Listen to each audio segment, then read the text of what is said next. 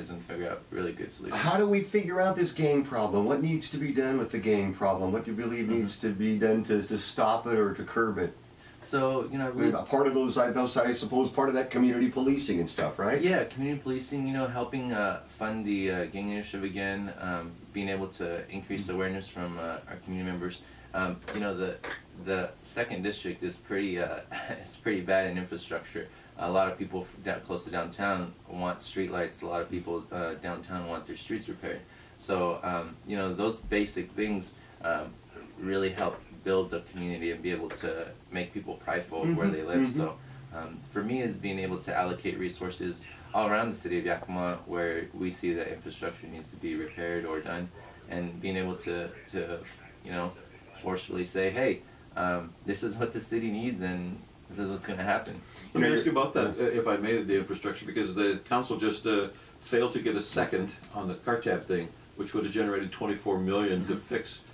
You know, half that money virtually would have gone for sidewalks and improvements to, you know, foot traffic, and the other half to a couple of major street projects. Were you interested in supporting that, or do you see a different way to fund that's $24 million that the city right now would be saying they don't have to apply to those projects? So how would you vote it, and what do you think?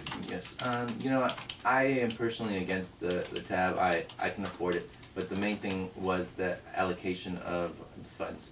For me, if elected in city council, I would personally want to allocate those funds for particular projects, just because you know, it's difficult to really spread out that money in long term over 10 years. You know, so for me, it'd be a really top priority to make sure that we know where the money is going to go, so people feel comfortable and they're not saying, well, you know, $24 million is just going to North First or to the project on 48th, or, you know, they want to be able to see some of that money coming back. So if you were to propose it and it were to go back to the local communities where it was raised from, or which it is, or split up evenly within the 7 districts, I think that'd be appealable to everybody, because you know, we as city council members can propose priority projects and street repairs, and we can see you know, who does the best with the money that they receive, and try to do better and continue to do better.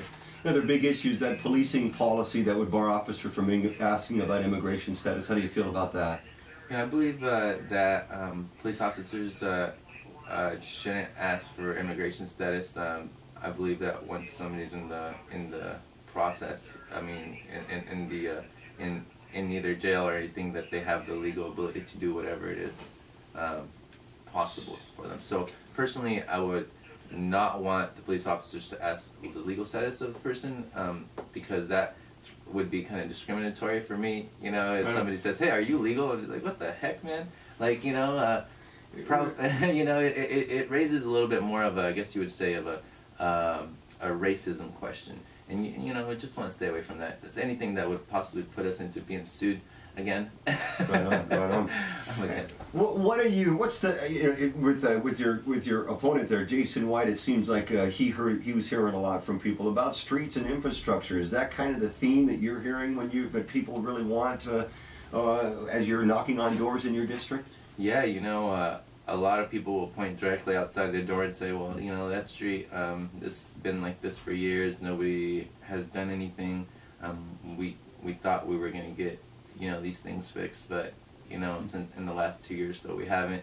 You know, there's a lot of dissatisfaction of the voters, and with the spiking crime, you know, people are looking for someone that's willing to take the leadership role and roll with the punches and not be able to take some punches, but be able to get things done. And that's why I'm running, is because, you know, I think that I can get things done, and you know, I know that I have a hard work ethic, and the main thing in Yakima is that I wake up thinking is, how can we help make Yakima a better place? So, you know, that's my goal, just to make Yakima a better place, you know, for everyone. A lot of people want to move out from Yakima, you know. A lot of citizens say, well, you know, we're looking for in some other place, but the housing market's so hot that they can't find one. So, you know, a lot of people are considering moving out, so my main goal was to make sure that they stay here and that we attract people to move here and businesses to move here as well.